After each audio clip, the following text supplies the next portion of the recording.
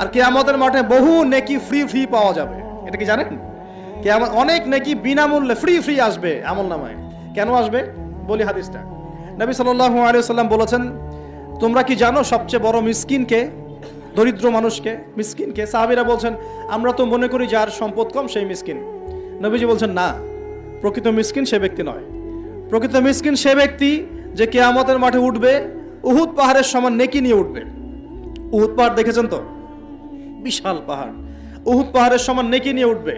নামাজের নেকি, যাকাতের নেকি, হজের নেকি, ওমরার নেকি, বিভিন্ন নেকি। কিন্তু দেখবে সামনে বহু মানুষ দাঁড়িয়ে আছে।